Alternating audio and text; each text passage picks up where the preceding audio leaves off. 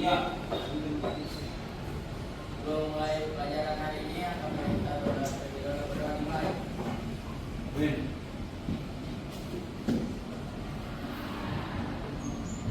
Sudah selesai. Salam. Assalamualaikum. Waalaikumsalam warahmatullahi wabarakatuh. Terima kasih Rizky. Baik anak-anak semuanya, sebelum kita mulai pelaksanaan pembelajaran, dasar ya.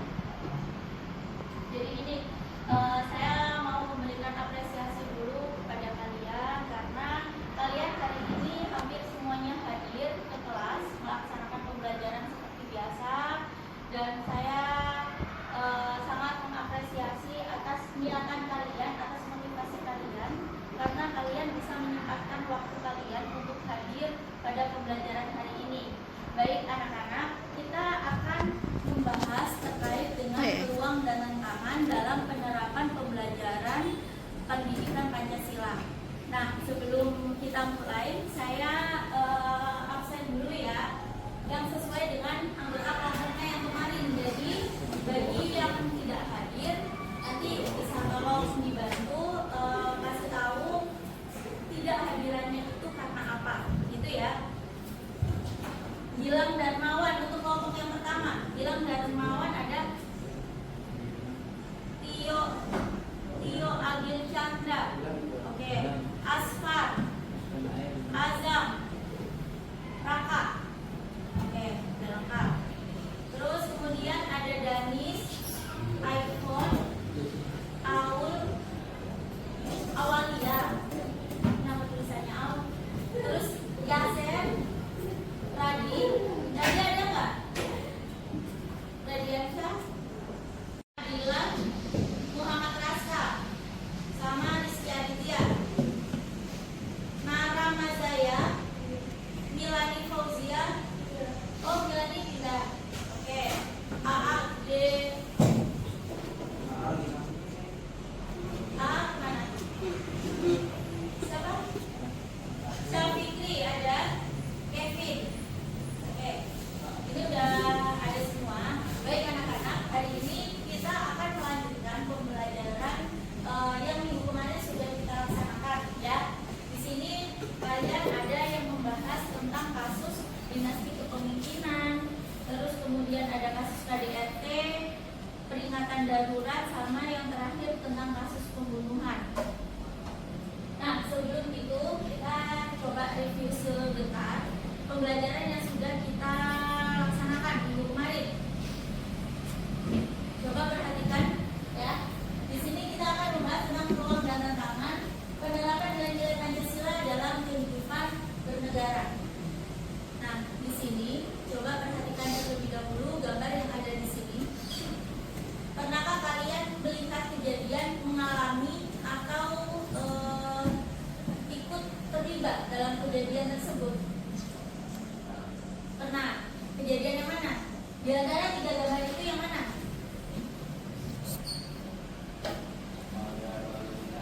Pelanggaran lalu lintas. Oke, pernah melakukan pelanggaran lalu lintas. Yang lain ada?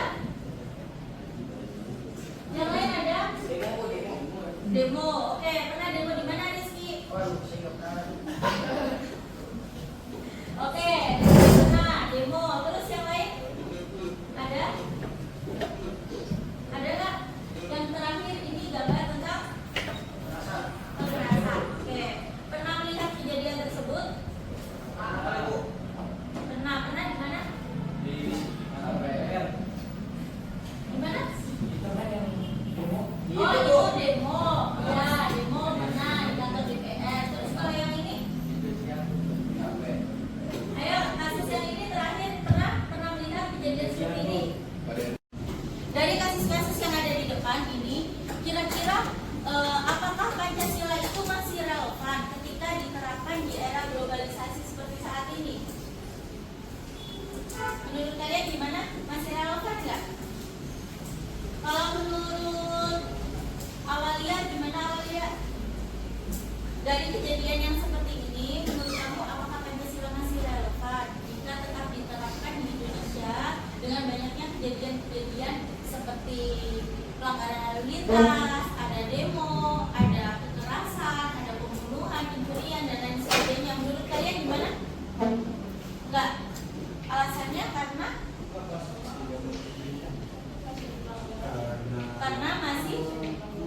masih ada pelanggaran. Oke. Terus kalau menurut Nara ya, namanya ya. Kalau menurut Nara gimana Nara? Apakah itu masih relevan? Apakah Pancasila masih relevan jika diterapkan dalam kehidupan sehari-hari? Masih berhubungan nggak? Masih bisa diterapkan nggak? Kalau melihat kejadian yang seperti ini, nah ini menurut Nara gimana? Pertanyaan yang pertama nih, menurut kalian apakah Pancasila masih relevan untuk diterapkan di era globalisasi ini? Hah? Masih. Oke. Nah, bagaimana peran generasi muda dalam menjaga dan melestarikan nilai-nilai Pancasila? Jadi, saya sih berharapnya kalian hari ini ya, sesuai dengan tujuan pembelajaran kita hari ini. Kalau yang pertama, kedua, dan ketiga, kita minggu kemarin sudah membahas tentang 3 tatanan nilai. Masih ingat? 3 tatanan nilai ada apa aja? Nilai dasar, nilai apa? Instrumental, sama satu lagi nilai praksis. Nah, itu ada 3 tatanan nilai. Kemarin kita sudah bahas. Kemudian mengklasifikasikan contoh. Ada yang masih ingat contoh-contohnya apa? Yang nilai dasar berarti sesuai dengan Pancasila. Oke. Terus nilai instrumental? Kehidupan sehari-hari. Kehidupan sehari. Ya betul. Kalau kehidupan sehari-hari berarti nilai praksis ya. Jadi udah paham ya contoh-contohnya. Terus kemudian kita menganalisa kasus. Nah, hari ini pembelajaran kita akan berkaitan. Hari ini pembelajaran seperti apa yang harus kalian terapkan agar masyarakat Indonesia masih bisa menerapkan nilai-nilai Pancasila dalam kehidupan sehari-hari. Silakan kalian duduk secara berkelompok ya.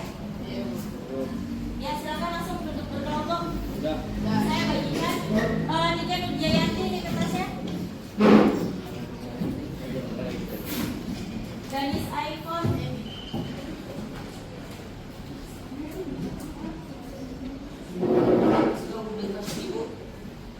Galang dan Mawan.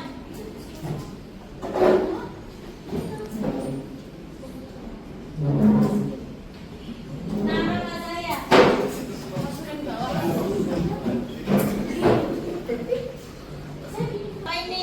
Hari ini kalian harus dapat membuat strategi. Jadi kemarin kan kalian sudah analisa kasus. Azam, kelompok kamu di mana, Azam? Ya udah langsung duduk berkelompok. Ya, yang lainnya silakan langsung duduk berkelompok. Ini ya, ada membuat strategi. Jadi dari kasus kemarin kalian bikin tuh strateginya. Gimana sih cara kalian sebagai generasi muda? Kalian masih muda kan? Masih, oke. Gimana cara kalian sebagai generasi muda, kalian itu bisa membuat strategi agar masyarakat itu tidak melakukan perbuatan atau perilaku yang tidak sesuai dengan nilai-nilai Pancasila. Itu yang pertama.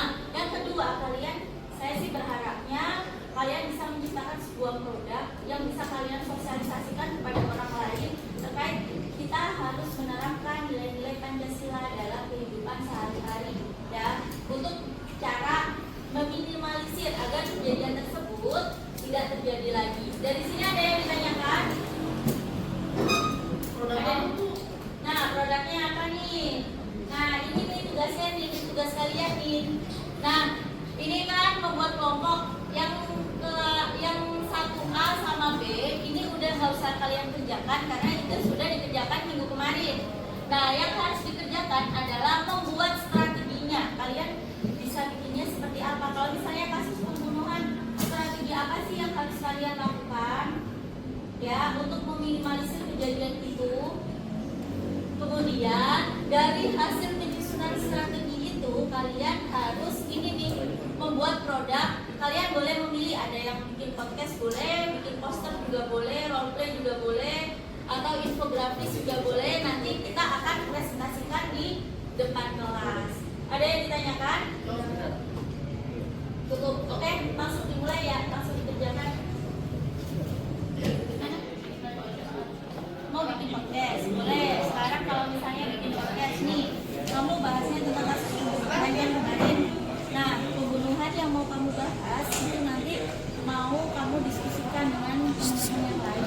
Nah, nanti berarti di dalam podcast itu harus ada strategi gimana cara meminimalisir agar tidak terjadi pembunuhan. Kalau misalnya ada kasus kejadian kayak gini, apa sih yang harus kamu lakukan dulu? Gitu. Sekarang dipikirkan dulu konsepnya. Nanti bikin podcastnya boleh dibuat biar suaranya nggak kedengeran sama teman-teman yang lain. Udah paham? Gimana sih? Nih. Boleh kalau mau bikin podcast. Iya.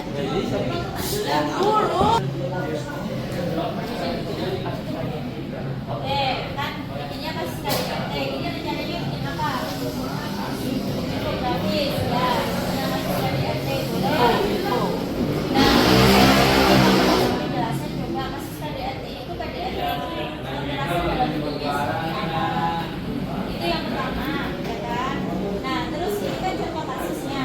Nah, gimana sih cara kalian menuliskan cara kayak meminimalisir strateginya itu seperti apa? Kita harus ngapain nih? Kalau kita bisa membayangkan kalau saya ada kasus KDRT seperti yang dialami yang ada di kasus itu, iya betul. Mereka di sini udah ada strateginya, tinggal bikin produknya aja. Tapi kalau pas penjelasan KDRT penjelasannya seperti apa? Kasusnya gimana? Terus sama penjelasan KDRT-nya itu seperti apa? Tujuan itu nanti dipresentasikan. Kemudian KDRT itu apa? Ya, solusinya seperti apa? Kan kasusnya udah dituliskan di sini analisanya. Sama strategi. Jadi saya tanya tadi tuh, saya mau bikin judulnya. Judulnya bikin judul. Kasus KDRT. Boleh kalau misalnya Tentang pelajaran dulu. boleh nanti kamu bikin jadinya itu kasus KDRT-nya apa, mau dikerucutkan ke kasus Arnold dan Bintan itu boleh ditulis di situ. Kalau enggak, Kalau enggak juga nggak apa-apa, tapi nanti pas waktu presentasi kamu harus menjelaskan dari awal sini. Ya Bu. Kita presentasi juga berarti Bu. Iya.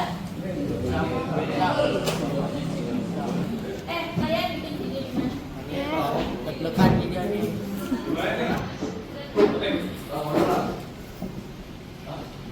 Saya nggak masukkan ke Apaan? Nih, terus yang coba lihat keputusan MK-nya gimana. Nah, nanti kita bikin tuh. Bikin role play. Iya. Nah, nanti lu berdua kan ceritanya nyari tahu nih tentang ini. Nah, gua ntar ceritanya anak-anak yang demo. Nah, itu nanti dikaitkan sama pembelajaran hari ini ya. Iya, Bu. Jadi kita udah buat strategi ya, Bu. Oh, ya udah. Tinggal kita role play-nya aja, Bu. Ya udah yuk cepetan. Ya, Bu. Mana dia? kalau temennya Bu. Itu udah jadi. Ya udah, cepetan diganti ya. Nah, ntar di akhirnya lu gini ya, Mas. Bentar, Bu.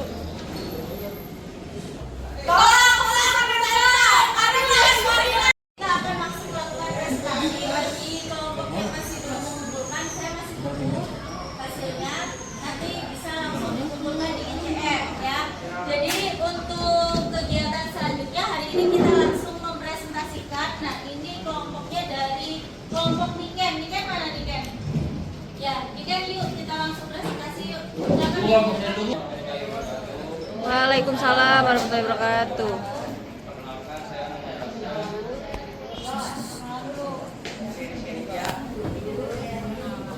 Kali ini tema kami adalah KDRT, yang dimana KDRT itu adalah kekerasan rumah tangga. Pengertian KDRT itu kekerasan rumah tangga adalah tindakan kekerasan yang terjadi di dalam hubungan keluarga dalam fisik maupun penelantaran rumah tangga. Faktor KDRT itu ada dua. Yang pertama ada faktor psikologis dan budaya. Yang kedua itu ada kurangnya penegakan hukum. Pengertian psikologis dan budaya. Banyak kasus KDRT muncul dari masalah psikologis seperti temperamen yang tidak terkendali. 2. Kurangnya penegakan hukum. Rasa takut terhadap stigma sosial atau tekanan dari pihak keluarga juga menghalangi korban untuk mencari keadilan. Strategi menumbuhkan kesadaran dalam KDRT adalah 1. Pendidikan dan pendidikan masyarakat. Banyak kesadaran politik. 2. Pendidikan dan melakukan pendidikan tentang hak asasi manusia.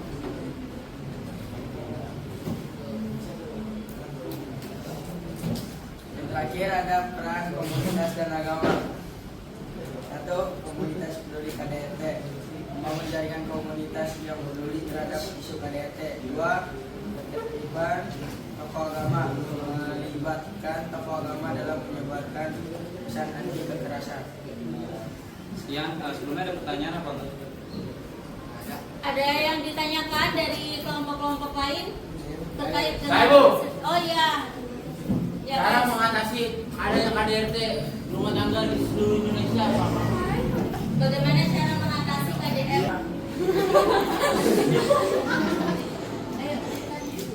Ayo, Yang pertama itu kita bisa ada sosialisasi pada masyarakat kayak gimana biar agar nggak ada KDRT, itu bisa ada di sekolah, ada di masyarakat. Terus kalau di sekolah itu bisa ada penjelasan tentang hak asasi manusia. Sekian ya saya. Jawaban. Ini kalau jelas ada sih ingin menanyakan Gimana? cara mencegah ini. Oh, cara mencegahnya, lebih cara mencegahnya.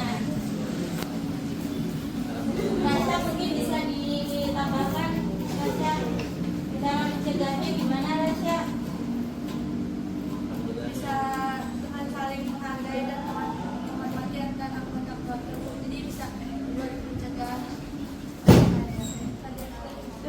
Oh ya, jadi rasa saling menghormati dan menghargai ya antar anggota keluarga. Baik, terima kasih untuk kelompoknya Niken dan teman-teman. Kasih aplaus semuanya. Dan sampai ke tempat. Jadi dari kelompoknya Rasya dan teman-teman itu kan tadi mengambil contoh kasus tentang KDRT. Jadi KDRT itu adalah salah satu contoh ya.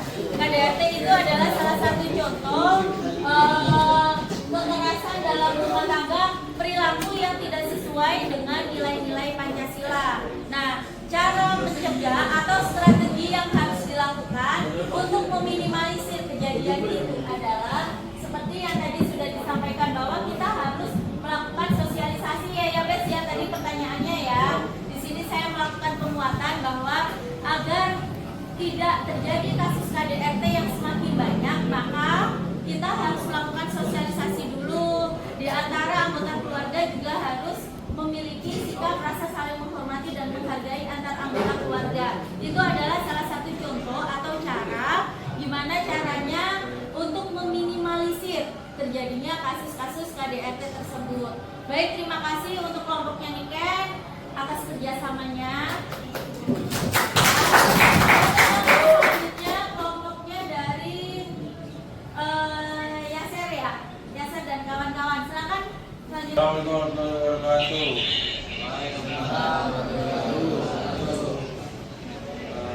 Salam, namun budaya, salam kebajikan.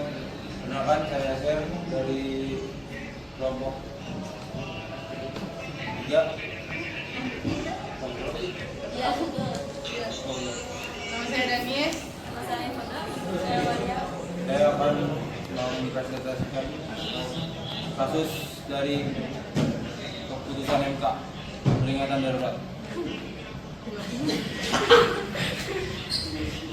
Gitu. Solusi agar terhindar dari kasus tersebut, yang pertama reformasi proses pengajuan dan pengujian, meningkatkan transportasi dan akuntabilitas dalam proses pengajuan perkara MK. Kedua, menegakkan Pendekatan etika dan kode etik, memastikan bahwa semua hakim MK mematuhi standar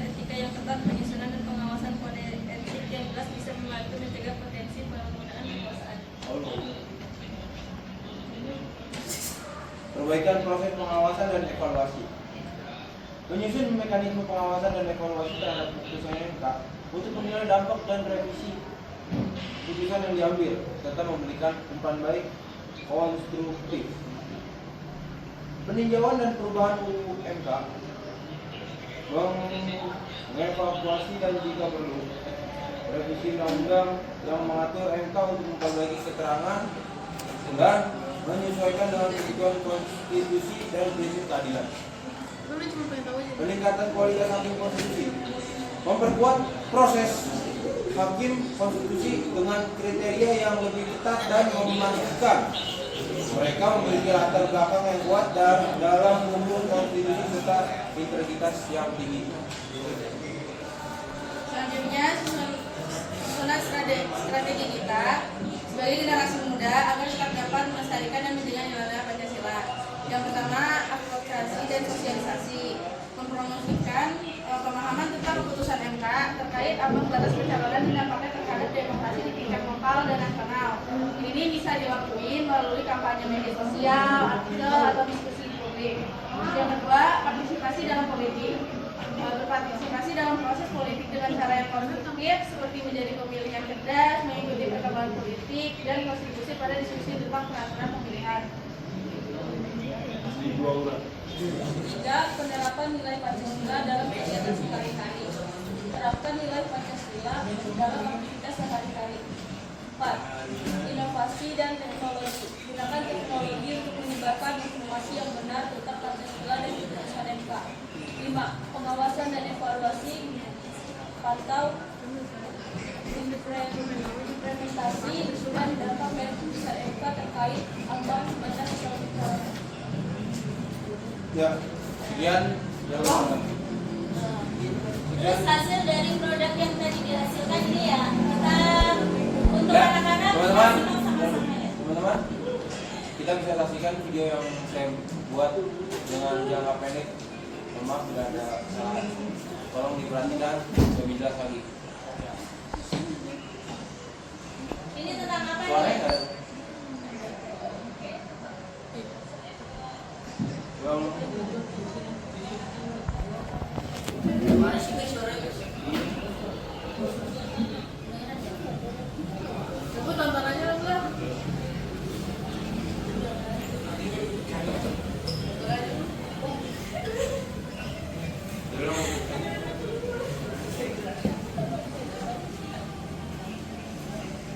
dia ulang Bu.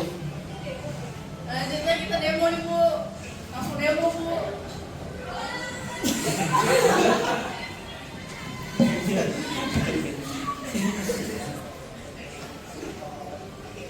Bu saya dengar apa Bu? Oke, terima kasih.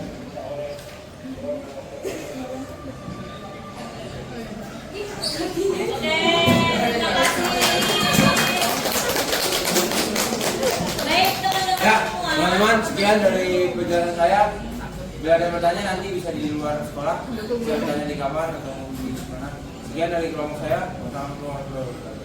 Waalaikumsalam warahmatullahi wabarakatuh. Untuk teman-teman yang sudah presentasi, baik anak-anak, dari video tadi itu kesimpulannya seperti apa? Perwakilan kelompok ada.